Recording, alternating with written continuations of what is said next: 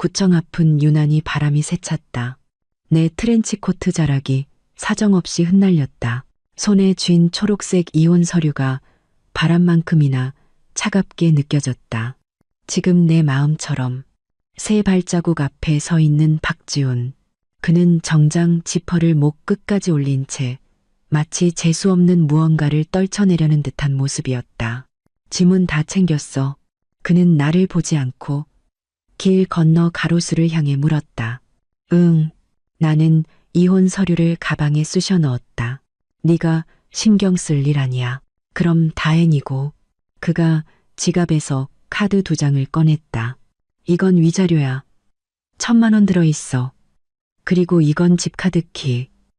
내 짐 당장 빼. 엄마 눈에 띄어서 좋을 거 없으니까. 나는 카드를 받지 않고 그대로 돌아섰다. 구두굽이 아스팔트 위에서 또각거렸다. 지난 2년간의 결혼 생활에 보내는 작별 인사처럼 골목 어귀에 다다랐을 때 등 뒤로 자동차 시동 소리가 들렸다. 그는 잘 가라는 인사 한마디조차 건네지 않았다. 하긴 그에게 나는 이미 버려야 할 쓰레기 같은 존재였을 테니까. 택시를 타고 한때 우리 집이었던 곳으로 향하는데 기사님이 백미러로 나를 흘끔 보셨다. 아가씨, 방금 이혼했나 봐. 네, 너무 속상해하지 마. 좋은 남자는 널렸어. 기사님은 박하사탕 하나를 건네주셨다. 나도 우리 마누라랑 옛날엔 맨날 싸웠어. 지금은 얼마나 잘 지내는데. 나는 사탕 껍질을 벗겨 입에 넣었다. 화한 박하 향이 혀끝에서 머리까지 퍼져나갔다. 그래, 별거 아니야. 아파트 현관문을 밀고 들어서자 2층에서부터 시끄러운 소리가 들려왔다. 전 시어머니 김영숙 여사의 쩌렁쩌렁한 목소리였다. 2개 층을 뚫고 귓가에 밝히는 듯했다. 그 재수없는 년. 드디어 나갔네. 2년 동안 애 하나 못 낳는 주제에 진작 꺼졌어야지. 나는 잠시 걸음을 멈췄다가 다시 계단을 올랐다. 2층 복도에 도착하자마자 집문이 벌컥 열렸다. 전 시누이 박지혜가 갈비찜 접시를 들고 나오다. 나를 보고는 눈을 동그랗게 떴다. 어머, 이거 강서윤 아니야? 여긴 어떻게 다시 왔어? 설마 후회돼서 온 거야? 그녀는 일부러 접시를 내 쪽으로 들이밀었고 뜨거운 갈비찜 국물이 내 코트에 튀었다. 내 물건 가지러 왔어. 물건? 김영숙 여사가 부엌에서 걸어 나왔다. 앞치마엔 밀가루가 잔뜩 묻어 있었다. 내 물건? 이 집에 내 것이 어디 있어? 처음부터 네가 불쌍해서 우리 집안에 들여준 걸 감사하게 생각해야지. 거실에는 커다란 원형 식탁이 놓여 있고 그 위에는 진수성찬이 차려져 있었다. 박지훈은 상석에 앉아 와인잔을 들고 있었고 그의 옆자리에는 젊은 여자가 앉아 있었다. 분홍색 원피스를 입은 채 살며시 배를 감싸 쥔 모습, 바로 최유라였다. 어머니, 그만 좀 하세요. 박지훈이 미간을 찌푸렸지만 그 목소리에는 아무런 힘도 실려 있지 않았다. 내가 너 때문에 얼마나 속을 끓였는데. 김영숙 여사가 들고 있던 국자를 식탁에 내리쳤다. 이제 됐어. 우리 유라가 우리 박씨 집안대를 이을 아들을 가졌으니 이제야 내가 2발 뻗고 자겠다. 최유라는 수줍게 박지훈의 어깨에 기댔다. 하지만 그녀의 눈은 나를 향해 있었고 그 속엔 조롱 섞인 웃음이 가득했다. 서윤 언니, 미안해요. 저랑 지훈 씨는 진심으로 사랑하는 사이예요. 걱정 마세요. 제가 지훈 씨 잘 챙길게요. 진심으로 사랑한다고? 나는 박지훈을 바라봤다. 나한테 고백할 때도 그 말 하지 않았어. 그의 얼굴이 순간 굳었다. 그는 와인잔을 내려놓았다. 강서윤, 말 그렇게 가시 돋치게 하지 마. 우린 이미 이혼했어. 이혼했으니까 대놓고 바람 피워도 된다는 거야? 나는 거실로 들어서며 식탁 위를 훑어보았다. 보아하니 오늘을 손꼽아 기다렸나 보네. 축하 파티까지 준비한 걸 보면 박지혜가 갑자기 웃음을 터뜨렸다. 당연하지. 우리 오빠 이제 곧 유라랑 결혼할 거거든. 그때 청첩장 보내줄게. 아, 아니다. 넌 축의금 낼 돈도 없으려나. 내가 돈이 없다고? 나는 웃으며 소파 위에 있던 캐리어를 집어들었다. 천천히들 즐겨. 결혼 축하해. 몸을 돌려 나가려는데 김영숙 여사가 갑자기 내 팔을 거칠게 붙잡았다. 손톱이 살을 파고드는 것 같았다. 내 그거지 같은 잡동사니들. 하나도 빠짐없이 챙겨나가. 괜히 우리 집 더럽히지 말고. 나는 그녀의 손을 뿌리쳤다. 손목에 붉은 자국이 선명했다. 걱정 마세요. 앞으로는 팔자에도 없는 가마 태워서 모시러 온데도 이 집에 발 들일 일 없을 테니까. 캐리어를 끌고 아파트 현관을 나섰다. 햇살이 눈부시게 쏟아져 눈이 아팠다. 나는 불이 켜진 2층 창문을 돌아보며 기묘한 해방감을 느꼈다. 지난 2년 나는 박지훈이 내 배경이 아니라 나라는 사람 자체를 사랑한다는 걸 증명하고 싶었다. 그래서 일부러 시장에서 산 옷을 입고 서툰 솜씨로 집밥을 해댔다. 엄마가 주신 블랙카드에는 손도 대지 않았다. 지금 생각하니 모든 게 얼마나 가소로운 짓이었는지. 캐리어를 택시 트렁크에 싣는 순간 2층에서 유리 깨지는 소리가 들렸다. 그리고 곧이어 김영숙 여사의 날카로운 비명이 터져 나왔다. 나는 미간을 찌푸렸다. 기사님이 웃으며 말했다. 저 집은 너무 일찍 샴페인을 터뜨렸나 보네. 택시가 아파트 단지를 막 벗어났을 때 전화가 울렸다. 우리 엄마, 강 회장님의 비서인 김도진 실장이었다. 아가씨, 지금 괜찮으십니까? 그의 목소리는 다급했다. 무슨 일이에요? 박지훈 씨 회사, 저희 KS그룹에서 투자금 전액 회수 조치했습니다. 김 실장이 말했다. 회장님께서, 아가씨께서 이혼하신 마당에 더는 체면 차려줄 필요가 없다고 하셨습니다. 나는 잠시 멍했다가 이내 웃음이 터졌다. 우리 엄마다운 방식이었다. 내 편이라면 물불 안 가리는 사람. 알겠어요. 전화를 끊고 나니 택시는 마침 한 카페 앞을 지나고 있었다. 나는 기사님께 차를 세워달라고 하고 잠시 쉬어가기로 했다. 카페에 막 들어섰을 때 박지훈 회사 직원이 허둥지둥 뛰어 들어오는 것이 보였다. 그는 나를 발견하고는 눈을 동그랗게 떴다. 강서윤 씨? 여긴 어쩐 일로? 내가 어디에 있든 그쪽이랑 상관 있나요? 나는 창가 자리에 앉았다. 아, 아닙니다. 그게 아니라 그는 손을 내저으며 새하얗게 질린 얼굴로 말했다. 박 사장님이 지금 서윤 씨를 미친 듯이 찾고 있습니다. 회사에 큰일이 났습니다. 무슨 일인데요? 회사 망했대요. 나는 직원이 가져다 준 레모네이드를 한 모금 마셨다. 그의 목소리는 거의 울먹이고 있었다. 방금 은행에서 갑자기 대출금을 회수하겠다고. KS그룹에서 투자금을 전액 회수하고 모든 계좌를 동결시켰다고 합니다. 지금 공사 현장은 올스톱되고 인부들은 회사 앞에서 밀린 임금 달라고 시위하고 있습니다. 나는 말없이 레모네이드만 마셨다. 그는 갑자기 무언가 생각났다는 듯 눈을 더욱 크게 떴다. 서윤 씨, 혹시 KS그룹 강 회장님 따님이십니까? 방금 은행 부장님이 그러시는데 투자금 회수 이유가 강 회장님 막내 따님을 건드린 사람은 가만두지 않겠다고. 주변 테이블의 손님들이 우리 쪽을 쳐다보며 수군거리기 시작했다. 맞아요. 그런데요? 나는 컵을 내려놓았다.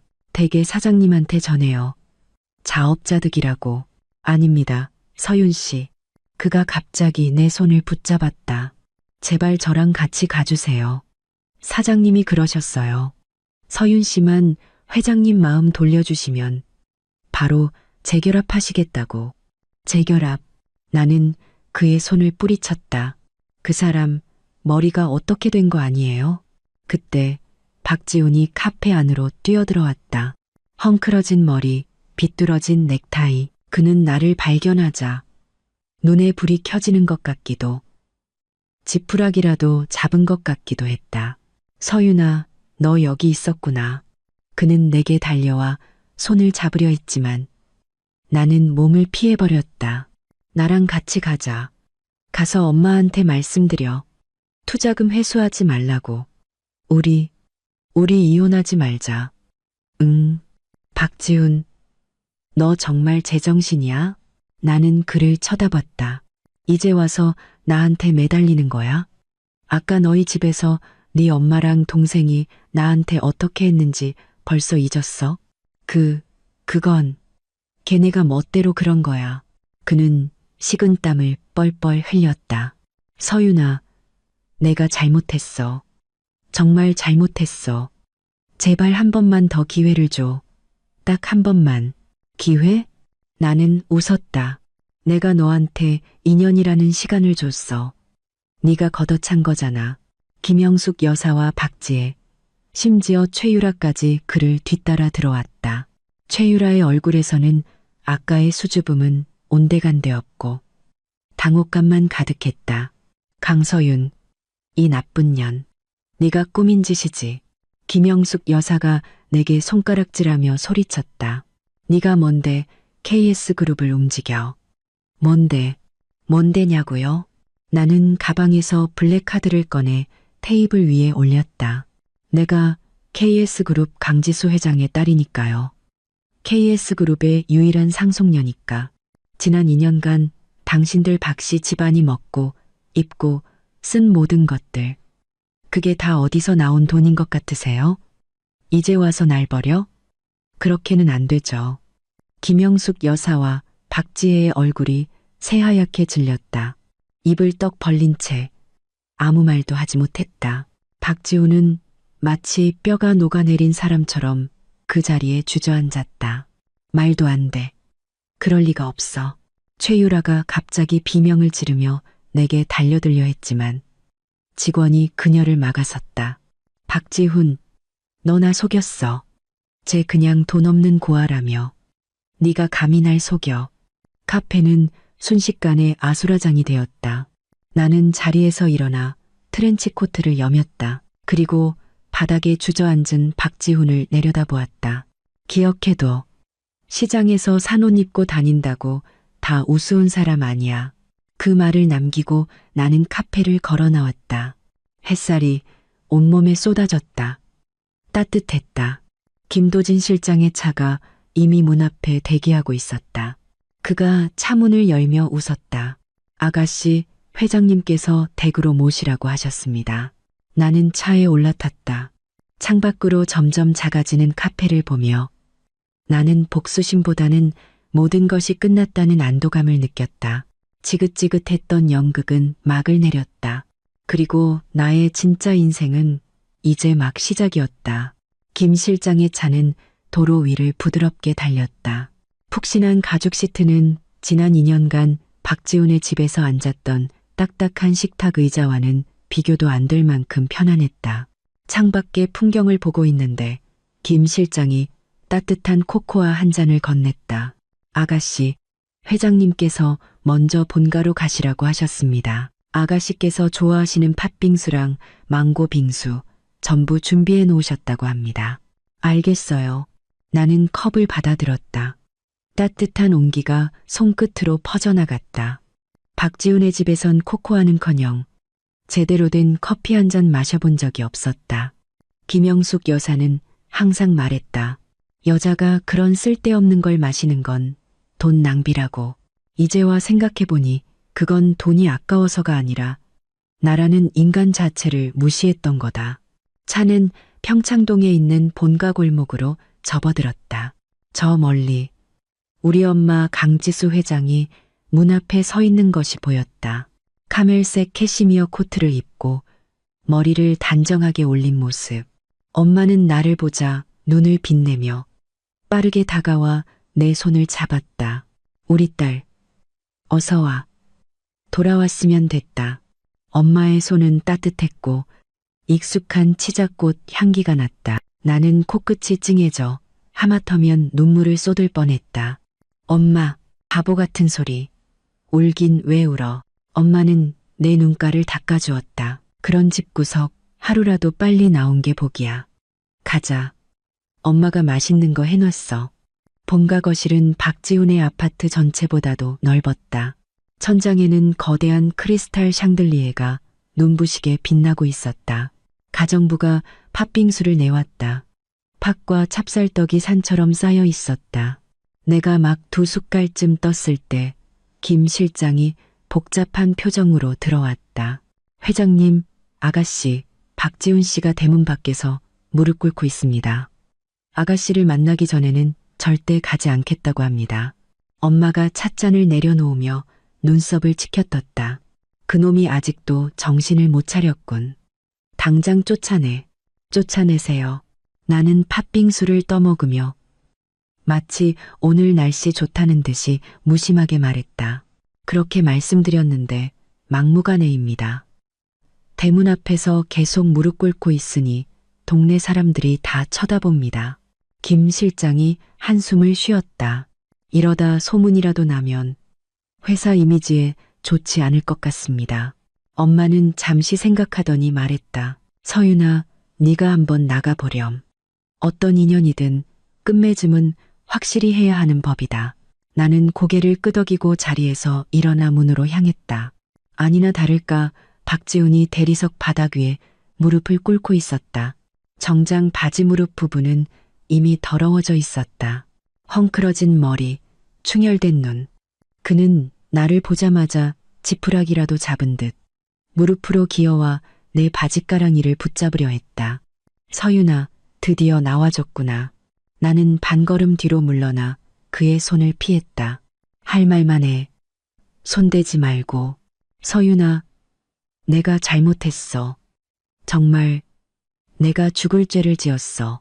그는 고개를 들어 나를 보며 눈물을 뚝뚝 흘렸다. 제발 한 번만 용서해줘. 응?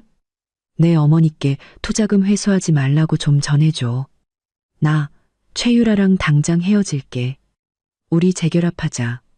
내가 앞으로는 정말 잘할게. 다시는 너 속상하게 안 할게. 구경하던 동네 사람들이 수군거리기 시작했다. 박지훈, 넌 내가 바보로 보여? 나는 그를 내려다보았다. 이제 와서 잘못했다고? 아까 너희 집에서 우리 이혼했다고 축하 파티 벌일 때는 이런 날이 올 줄 몰랐어? 그건 우리 엄마가 억지로 시킨 거야. 내 마음속에는 너밖에 없었어. 그는 목이 쉬도록 외쳤다. 서윤아, 우리 2년 동안의 사랑이 전부 거짓이었어? 넌 예정 하나 생각 안 나. 예정? 나는 실소했다. 네가 최유라랑 한 침대에서 뒹굴었을 때 우리 정은 이미 끝났어. 아니야, 그건 그냥 실수였어. 우리 엄마가 걔가 아들 낳을 수 있다고 억지로 집에 들인 거야. 나도 어쩔 수 없었다고. 어쩔 수 없었다고? 나는 그의 앞에 쪼그려 앉아 그의 눈을 똑바로 쳐다봤다. 30 넘은 남자가 자기 엄마 하나 컨트롤 못해? 자기 결혼 생활 하나 마음대로 못해? 박지훈, 넌 이기적일 뿐만 아니라 비겁하기까지 해. 그의 얼굴이 새빨갛게 달아올랐다. 입술을 달싹였지만 아무 말도 하지 못했다. 그리고 나는 일어나며 바지에 묻은 먼지를 털었다. 내가 모를 줄 알아? 너 처음부터 나한테 접근한 거 우리 집이 좀 사는 집인 거 알고 네 회사 자금줄로 써먹으려고 했던 거잖아. 이제 내가 KS그룹 딸인 거 아니까 다시 와서 매달리는 거고 너 스스로 역겹다는 생각 안 들어? 그의 얼굴이 새하얗게 질렸다. 마치 딱이라도 맞은 사람처럼. 투자금 회수건은 불가능해. 내 회사는 이미 자금난에 허덕이고 있었어. 우리 엄마가 투자금 안 뺐어도 부도나는 건 시간 문제였어. 너무 자의식 과잉 아니야? 그 말을 끝으로 나는 돌아서서 집으로 들어가려 했다. 그가 갑자기 바닥에서 일어나 내 다리를 붙잡았다. 서윤아, 이렇게 매정하게 굴지 마. 나 망하면 우리 부모님은 내 동생은 어떡하라고. 내 가족 일이지 내 일 아니야. 나는 다리를 흔들어 그를 떼어내려 했다. 이거 놔. 안 놔. 네가 도와주기 전까지는 절대 안 놔. 그는 거머리처럼 찰싹 달라붙었다. 그때 김 실장이 경호원 2명을 데리고 나왔다. 그들이 박지훈을 떼어냈지만 그는 여전히 발버둥 치며 소리쳤다. 강서윤, 너 후회하게 될 거야. 반드시 후회하게 만들어줄 거야. 내가 가장 후회하는 건 너 같은 인간을 만났던 거야. 나는 뒤도 돌아보지 않고 집으로 들어갔다. 경호원이 대문을 닫는 소리가 쾅하고 울렸다. 그의 고함과 동네 사람들의 수군거림이 문 밖으로 차단되었다. 거실로 돌아오자 엄마가 물티슈를 건네주셨다. 고생했다, 우리 딸. 고마워요. 엄마. 나는 티슈를 받아들었지만 마음은 답답했다.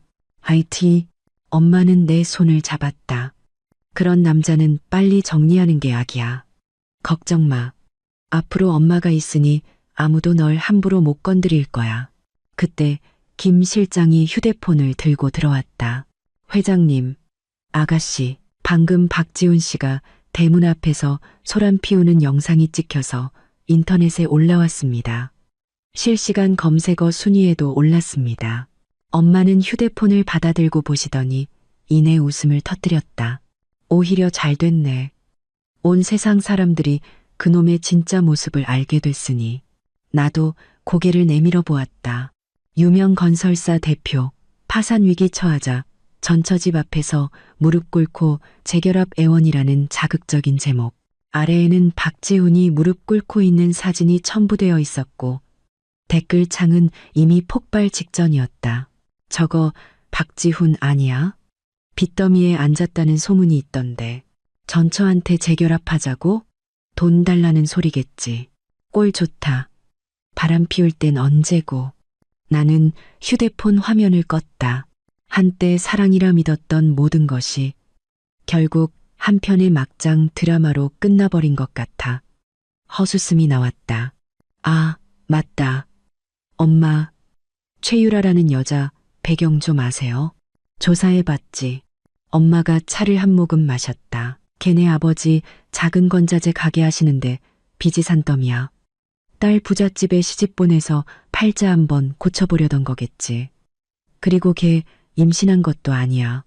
배에 손뭉치 넣고 다닌 거였어.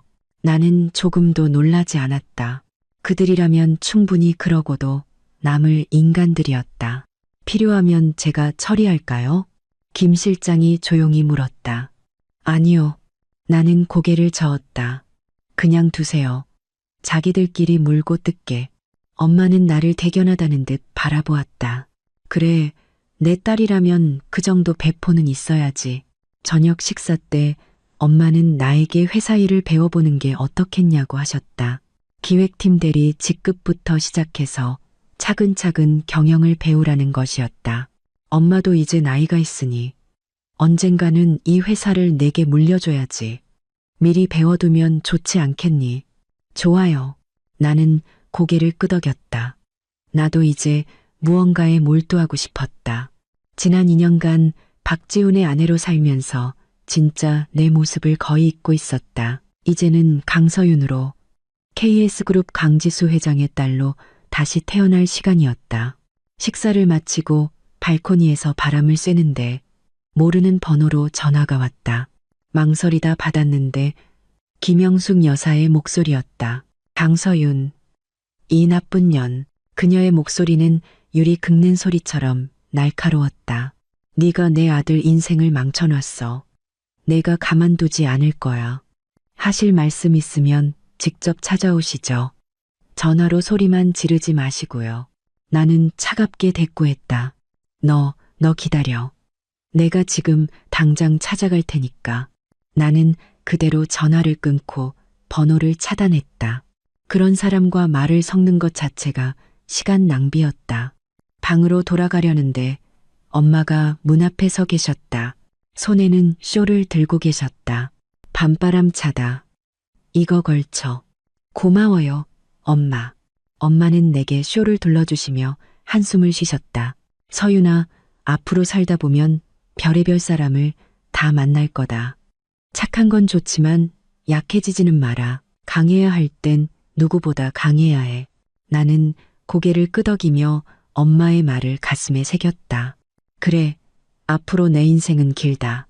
더는 예전처럼 바보같이 당하고만 살지 않을 것이다. 나를 상처 준 사람들, 누구도 용서하지 않을 것이다. 하지만 그들과 똑같은 방식으로 복수하지는 않을 것이다. 나는 나의 방식으로 누구보다 당당하게 내 것을 되찾을 것이다. 그날 밤 나는 내 방 침대에 누웠다. 이불에서 나는 은은한 치자꽃 향기를 맡으며 2년 만에 처음으로 깊은 잠에 빠져들었다.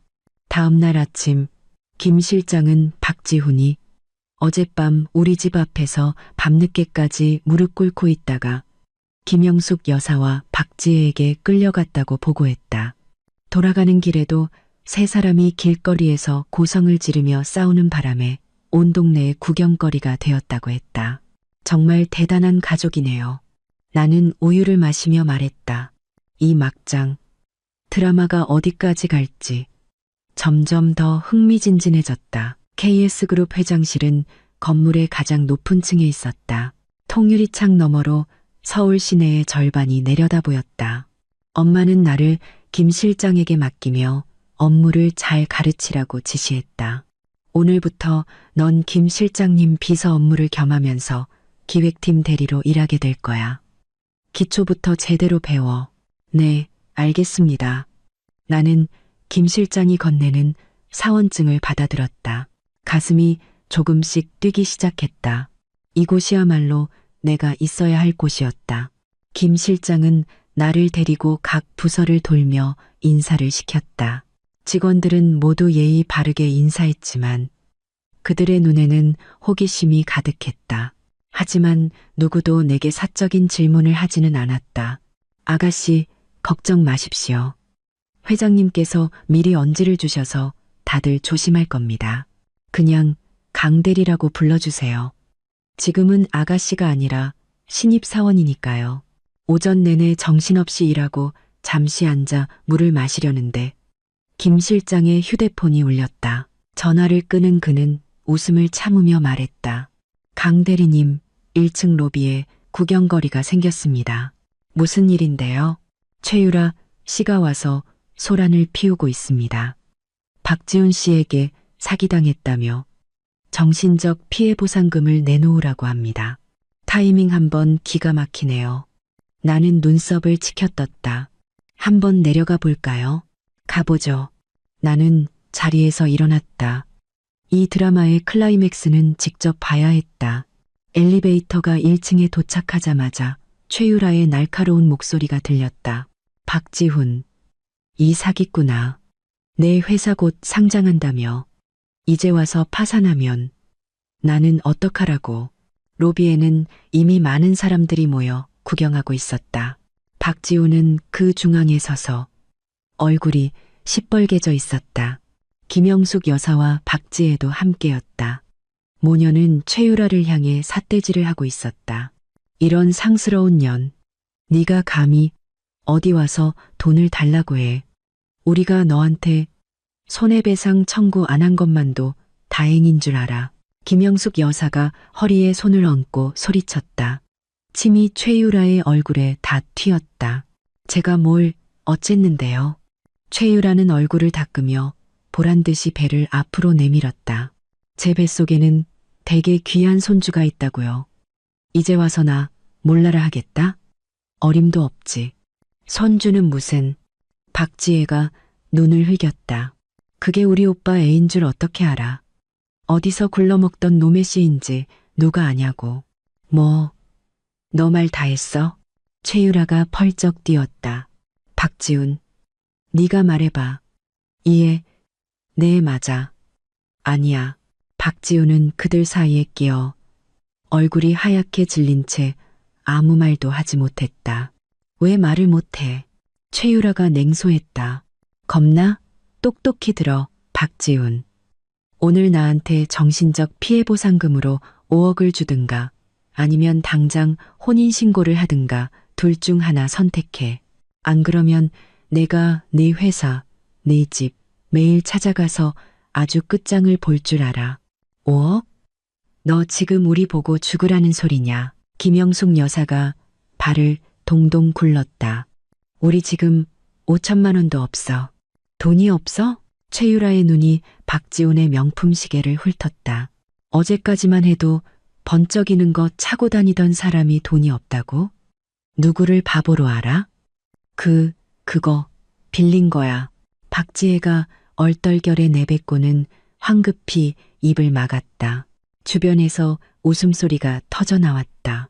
박지훈의 얼굴은 삶은 개처럼 빨개졌다. 그는 최유라를 거칠게 밀쳤다. 너 그만 좀 해. 당장 꺼져. 못 가. 최유라는 바닥에 주저앉아 떼를 쓰기 시작했다. 돈 주기 전에는 한 발짝도 못 움직여. 박씨 집안이 사람 잡네. 보안 요원들이 그녀를 끌어내려 했지만 그녀는 요리조리 피하며 소리쳤다. 건드리지 마. 나 임산부야. 애 잘못되면 너희들이 책임질 거야. 박지우는 식은땀을 뻘뻘 흘리다. 인파 너머에 서 있는 나와 김 실장을 발견했다. 그의 눈이 번쩍 뜨였다. 그는 사람들을 해치고 내게 달려왔다. 서윤아, 네가 쟤 좀 말려줘. 쟤만 보내주면 내가 뭐든지 할게. 내가 말려? 나는 웃었다. 박지훈, 너 잊었나 본데 우린 이혼했어. 저 여자는 내 여자지 내 여자가 아니라고. 서윤아, 제발. 그가 내 손을 잡으려 했지만 김 실장이 그를 막아섰다. 최유라도 나를 발견하고는 눈을 빛냈다. 그녀는 바닥에서 벌떡 일어나 나를 손가락으로 가리켰다. 강서윤, 다 너 때문이야. 네가 질투나서 지훈 씨 회사 망하게 한 거잖아. 이 여우 같은 년. 내가 여우인지 아닌지는 당신이 판단할 문제가 아니지. 나는 그녀에게 다가가 그녀를 위아래로 훑어보았다. 하지만 당신 뱃속에 든 게 애인지 손뭉치인지는 금방 확인할 수 있는데 지금 당장 의사 불러줄까? 최유라의 얼굴이 새하얗게 질렸다. 그녀의 눈빛이 흔들렸다. 무슨 소리야. 너 함부로 말하지 마. 함부로 말하는 게 아니라 나는 휴대폰을 꺼내드는 척했다. 모두가 보는 앞에서 당신 뱃속에 든 게 진짜 아기인지 아니면 그냥 손뭉치인지 확인시켜주겠다는 거야. 안 돼. 최유라는 비명을 지르며 배를 감싸쥐고 쏜살같이 로비 밖으로 뛰쳐나갔다. 방금 전까지 바닥에 드러누워 떼를 쓰던 모습은 온데간데 없었다. 주변 사람들은 모두 어안이 벙벙해 있다가 이내 폭소를 터뜨렸다. 가짜 임신이었어? 어쩐지 뛰는 게 날다람쥐 같더라니. 저 박씨 집안은 정말 똥만 제대로 밟았네. 박지우는 얼굴이 흑빛이 되어 그 자리에 못 박힌 듯 서 있었다. 김영숙 여사와 박지혜도 고개를 푹 숙인 채 쥐구멍이라도 찾고 싶은 심정인 것 같았다. 소라는 끝났으니 이제 모두 돌아가 주시죠. 김 실장이 차갑게 말했다. 저희 회사 업무에 방해됩니다. 박지우는 나를 원망스럽게 쳐다보더니 힘없이 몸을 돌려 걸어나갔다. 김영숙 여사와 박지혜가 그 뒤를 따랐다. 문 밖으로 나가기 전 김영숙 여사는 뒤돌아 나를 향해 저주를 퍼부었다. 강서윤, 너 두고 보자. 나는 무시하고 김 실장과 함께 사무실로 돌아왔다. 최유라, 눈치는 빠르네요. 김 실장이 웃으며 말했다. 눈치가 없었으면 저렇게 뻔뻔하게 사기칠 생각도 못했겠죠. 나는 차를 한 모금 마셨다. 저런 부류의 인간들은 언제나 약한 자에게 강하고 강한 자에게 약했다. 그날 오후 모르는 번호로 문자가 왔다. 최유라였다. 강서윤 씨, 박지훈의 비밀 많이 알고 있어요. 1억 주면 전부 알려줄게요. 나는 웃으며 문자를 바로 삭제했다. 저런 인간은 상대할 가치도 없었다. 퇴근길 김 실장이 집까지 데려다 주겠다는 것을 거절하고 나는 혼자 걷기로 했다. 선선한 저녁 바람이 기분 좋게 불어왔다. 한 디저트 카페를 지나는데 예전에 박지훈과 자주 오던 곳이라는 생각이 들었다. 그는 항상 말했다. 나중에 돈 많이 벌면 세상의 모든 디저트를 다 사주겠다고. 참으로 부질없는 약속이었다. 그때 또 전화가 울렸다. 최유라였다. 강서윤, 후회하게 해줄까? 박지훈, 회사 자금 빼돌리고 탈세한 거 나한테 증거 다 있어. 돈 안 주면 국세청에 넘겨버릴 거야. 나는 눈썹을 치켜떴다. 이건 예상 밖의 수학이었다. 나는 답장을 보냈다. 증거부터 보내봐. 얼마 지나지 않아 사진 몇 장이 도착했다. 박지훈의 비밀 장부였다. 확실히 분식회계와 탈세의 흔적이 보였다. 나는 웃으며 그 사진들을 김 실장에게 전달했다. 박지훈 회사 세무조사 한번 들어가게 해주세요. 증거는 여기 있습니다. 김 실장은 바로 알겠습니다라고 답장을 보내왔다. 나는 휴대폰을 가방에 넣고 발걸음을 재촉했다. 박지훈의 진짜 시련은 이제부터 시작이었다. 본가에 도착하자 엄마가 현관 앞에서 나를 기다리고 계셨다. 왜 이렇게 늦었어? 찌개 다 식겠. 엄마, 드릴 말씀이 있어요. 나는 엄마의 손을 잡고 집으로 들어갔다. 박지훈, 탈세 혐의가 있는 것 같아요. 김 실장님께 조사해보라고 말씀드렸어요. 잘했다. 엄마는 고개를 끄덕였다. 법을 어기는 놈들은 반드시 대가를 치러야지. 제가 너무 심한 걸까요? 나는 조금 망설였다. 심하다고? 엄마는 나를 보았다. 그놈들이 널 빈손으로 내쫓으려 했을 때 그건 심하지 않았고? 서윤아, 악한 놈들을 상대할 때는 마음 약해지면 안 돼. 그러면 결국 상처받는 건 너 자신이야. 나는 고개를 끄덕였다. 엄마의 말이 맞았다. 따뜻한 김치찌개를 먹으며 나는 지난 2년의 세월이 너무나 허무하게 느껴졌다. 가치 없는 사람을 위해 나 자신을 버리고 가족에게 소홀했던 시간들이 후회스러웠다. 하지만 이제는 아니다. 나는 나를 위해 살 것이다. 누구보다 멋지게, 행복하게. 다음 날 출근하자마자 김 실장은 국세청에서 박지훈 회사에 대한 세무조사에 착수했다는 소식을 전해주었다. 곧 결과가 나올 거라고 했다. 알겠어요. 나는 창밖을 바라보았다. 햇살이 눈부셨다. 이 막장 드라마는 점점 더 흥미진진해지고 있었다. 그리고 더는 휘둘리는 조연이 아니었다. 국세청의 세무조사 소식은 날개 돋친 듯 퍼져나갔다. 가뜩이나 파산 위기로 뒤숭숭하던 박지훈의 회사는 그야말로 풍비박산이 났다. 마지막까지 남아있던 협력업체들마저 모두 등을 돌렸다. 김 실장을 통해 들은 소식에 의하면 박 씨 일가는 자금을 마련하기 위해 강남의 그 번듯한 아파트를 처분했다고 한다. 그리고는 변두리에 있는 낡고 작은 빌라로 이사했다. 김영숙 여사는 그 와중에도 자존심은 있어서 고가의 원목 가구들을 전부 가지고 갔다고 했다. 결국 좁은 집은 가구로 가득 차 발 디딜 틈도 없게 되었다.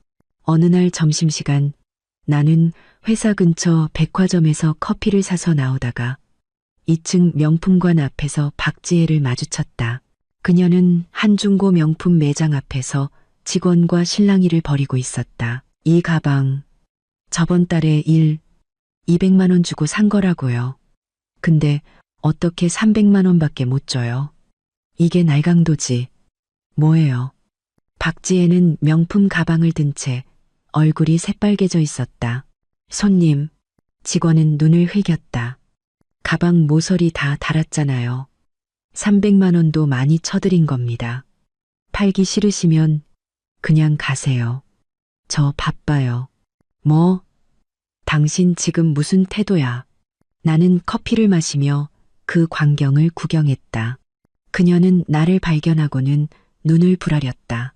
강서윤, 너 내 꼴 보고 비웃으러 왔지. 천만에 그냥 지나가던 길이야. 지나가? 웃기지 마. 다 너 때문이야. 네가 아니었으면 우리 집이 이렇게 되지는 않았어.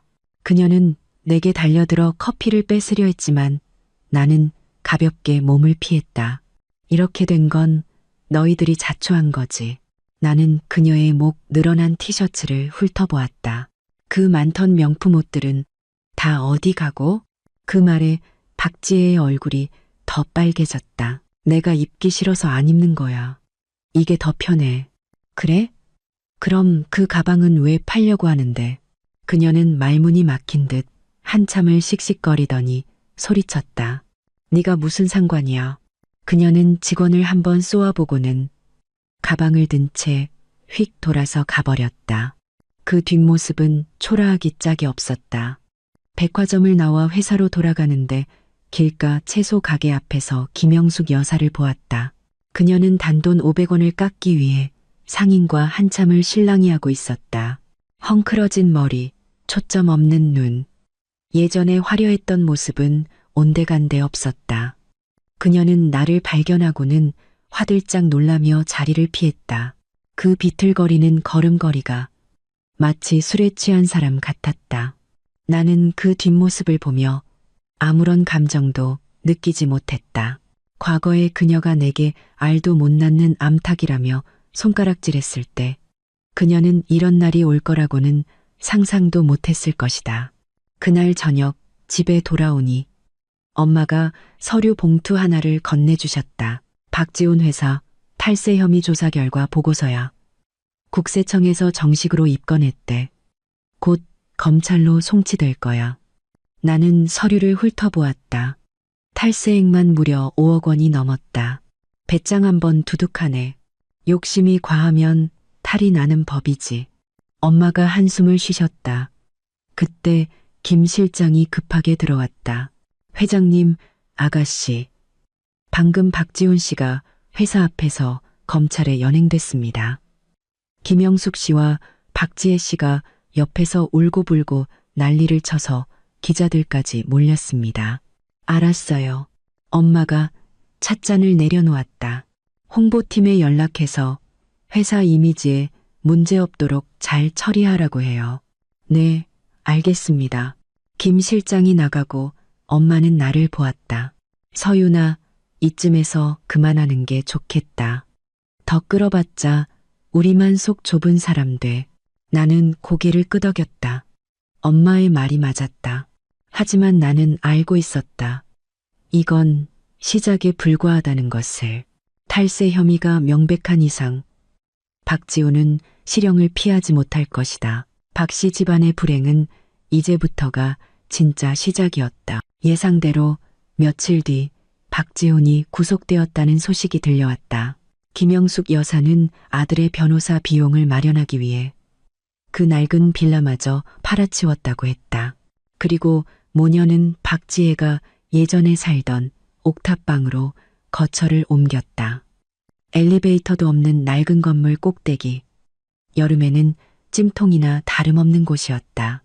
박지혜는 일자리를 구하러 다녔지만 돈 쓰는 것 외에는 아무것도 할 줄 모르는 그녀를 받아주는 곳은 없었다. 김영숙 여사는 청소부 일이라도 하려 했지만 차마 자존심이 허락하지 않아 매일 집에서 눈물로 세월을 보낸다고 했다.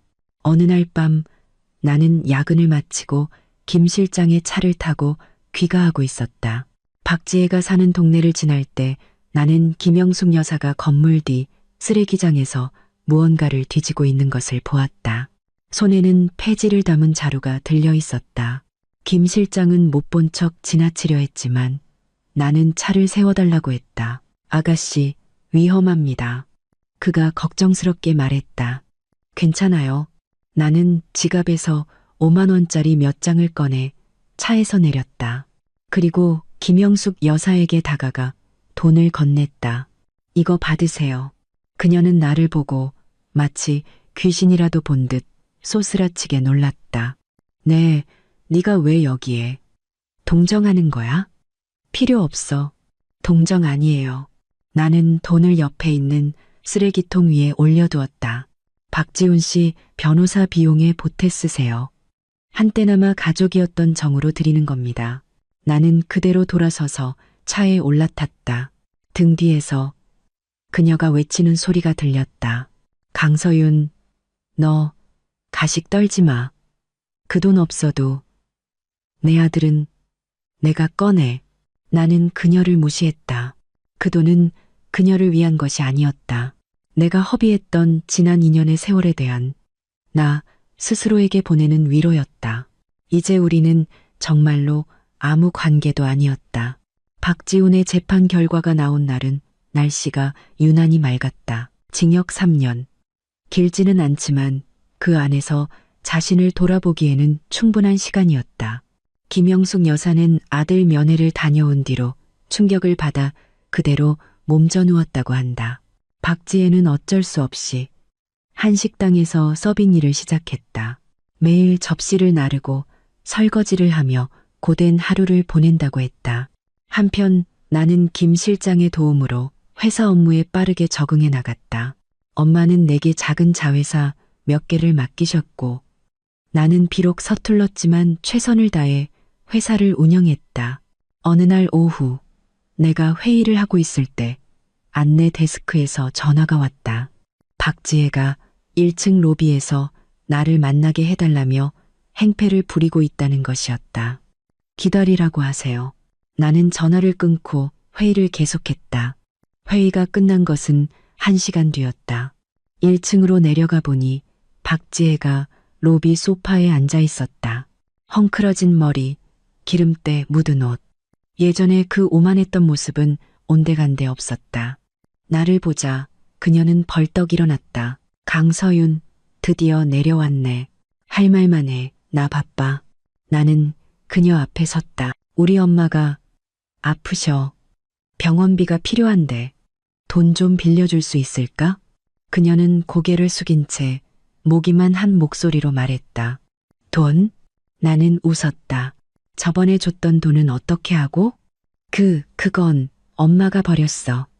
네 돈은 더러워서 못 쓴다고. 그럼 더더욱 빌려줄 수 없겠네. 나는 그녀를 보았다.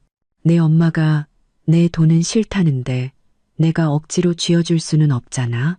강서윤. 그녀가 갑자기 소리쳤다. 너 꼭 그렇게까지 해야겠어? 우리 엄마 지금 죽게 생겼다고. 그걸 그냥 보고만 있겠다는 거야? 내 엄마가 죽든 살든 나랑 무슨 상관인데. 나는 차갑게 말했다. 너희들이 날 빈손으로 내쫓으려 했을 때 그때는 이런 날이 올 줄 몰랐어? 그녀는 말문이 막힌 듯 이내 바닥에 주저앉아 울기 시작했다. 강서윤, 이 나쁜 년. 은혜도 모르는 배은망덕한 년. 우리 엄마 죽으면 다 내 탓이야. 로비에 있던 모든 사람들이 우리를 쳐다보았다. 보안팀. 내가 소리치자 보안요원 2명이 달려왔다. 그들이 박지혜를 일으키려 했지만 그녀는 바닥에 드러누워 발버둥 쳤다. 심지어 보안요원을 핥히고 물기까지 했다. 강서윤, 내가 가만 안 둬. 나는 미간을 찌푸리고 휴대폰을 꺼내 녹음 버튼을 눌렀다. 박지혜, 마지막으로 묻는다. 여기서 나갈래? 안 나갈래? 안 나가. 돈 주기 전에는 절대 안 나가. 좋아. 나는 휴대폰을 집어넣었다. 김 실장님, 경찰에 신고하세요.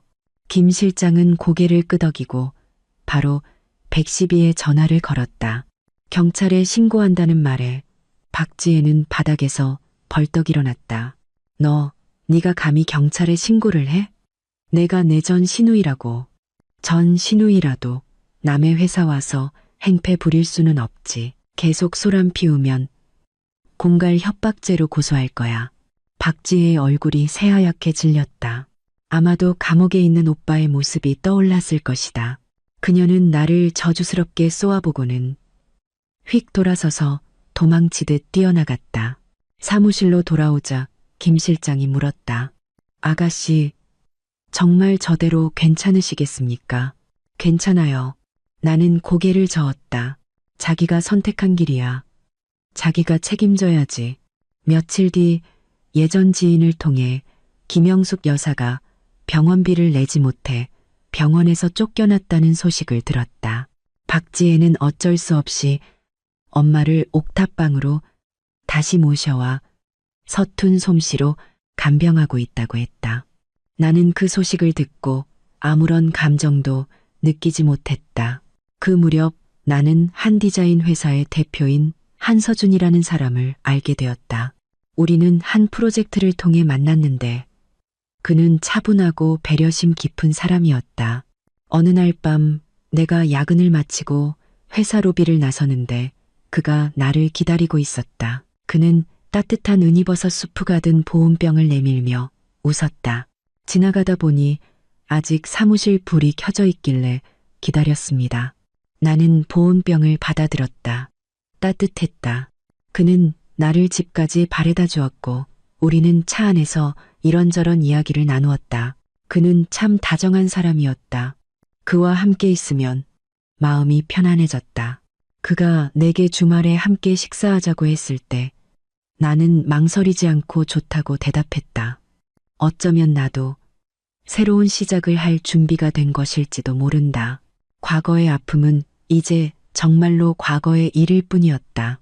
주말에 한서준 씨와 한정식 집에서 식사를 했다. 그는 옅은 회색 셔츠를 입고 있었는데 평소보다 더 편안해 보였다. 우리는 일 이야기부터 시시콜콜한 일상 이야기까지 시간 가는 줄 모르고 대화를 나눴다. 그와 함께하는 시간은 언제나 즐거웠다. 식사를 마치고 그가 나를 집 앞까지 바래다 주었을 때 그가 갑자기 말했다. 서윤 씨, 처음 만났을 때부터 당신이 참 특별한 사람이라고 생각했습니다. 특별하다고요? 네. 그는 나를 보았다. 분명 모든 걸 다 가진 사람인데 전혀 거만하지 않고 누구보다 열심히 일하는 모습이 인상 깊었습니다. 나는 웃었다. 제가 모든 걸 다 가진 사람인 건 어떻게 아셨어요? 김 실장님께 들었습니다. 그는 솔직하게 말했다. 하지만 그게 제 마음에 영향을 주지는 않았습니다. 저는 당신의 배경이 아니라 강서윤이라는 사람 자체를 좋아하게 됐으니까요. 그의 말이 내 마음에 돌을 던진 듯 파문을 일으켰다. 이것이야말로 내가 그토록 원했던 것이 아니었던가. 그가 조심스럽게 물었다. 서윤 씨, 우리 만나볼래요? 나는 그의 진심 어린 눈을 보며 웃었다. 좋아요. 월요일 아침 출근하자마자 로비에서 박지혜와 마주쳤다. 그녀는 나를 보자마자 미친 사람처럼 달려들었다. 강서윤, 내 인생, 우리 가족 인생 다 망쳐놓고 너만 행복해? 용서 못해. 그녀는 주머니에서 과도를 꺼내 나를 향해 휘둘렀다. 주변 사람들이 비명을 질렀고 보안요원들이 순식간에 그녀를 제압했다. 경찰서로 보내세요. 살인미수 혐의로 고소할 겁니다. 나는 차갑게 말했다. 아니야, 서윤아, 내가 잘못했어. 제발 용서해줘. 박지혜는 그제야 정신이 든 듯 바닥에 무릎을 꿇고 울며 빌었다. 우리 엄마가 돌아가셨어. 내가 너무 힘들어서 그래서 그랬어. 제발 한 번만 봐줘.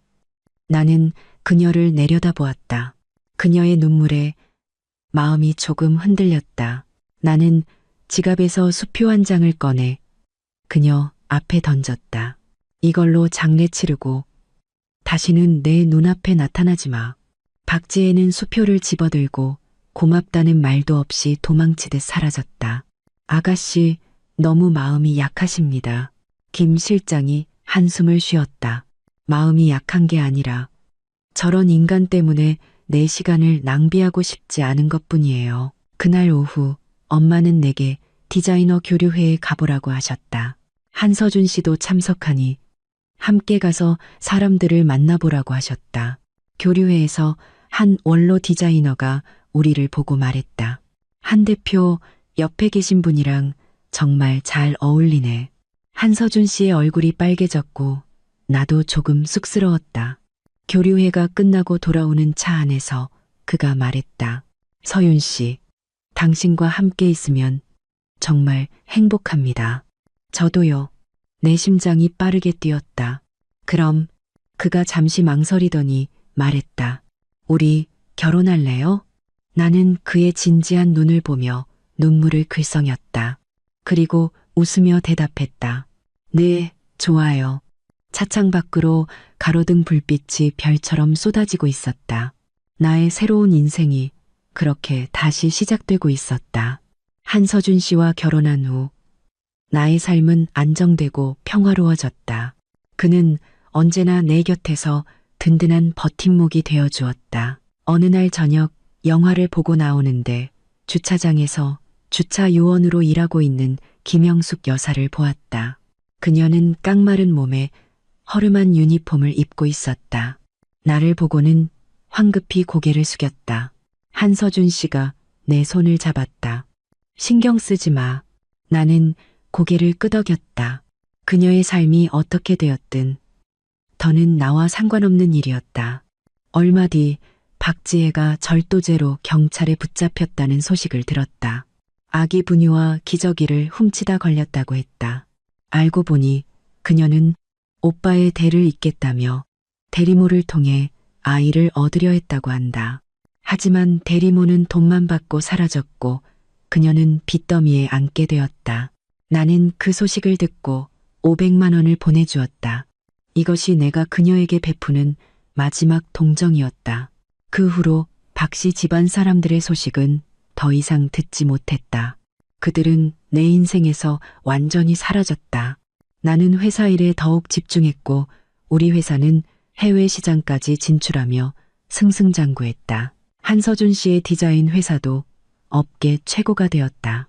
우리는 각자의 자리에서 최고가 되었고 서로에게 가장 좋은 파트너가 되었다. 몇 년 뒤 내가 한 여성 창업 포럼에서 강연을 하게 되었을 때 나는 청중 속에서 박지혜를 보았다. 그녀는 예전보다 살이 조금 오르고 편안한 미소를 띤 채 어린아이의 손을 잡고 있었다. 그녀는 나를 보고 조용히 고개를 끄덕였다. 나도 그녀를 향해 가볍게 미소 지었다. 과거의 모든 원망과 상처가 그 미소 속에서 눈 녹듯 사라지는 것 같았다. 강연을 마치고 나는 이렇게 말했. 여러분, 절대로 누구 때문에 자신을 포기하지 마세요. 여러분이 어떤 사람이냐에 따라 여러분 곁에 있는 사람도 달라집니다. 여러분이 스스로 빛나면 그 빛을 알아봐주는 사람이 반드시 나타날 겁니다. 저처럼요. 지금의 나는 누구보다 행복하다. 이 행복은 누군가가 가져다 준 것이 아니라 나 스스로가 쟁취한 것이다. 과거의 시련이 나를 더욱 단단하고 눈부신 사람으로 만들어 주었다. 나는 이제 그 어떤 바람에도 흔들리지 않을 것이다.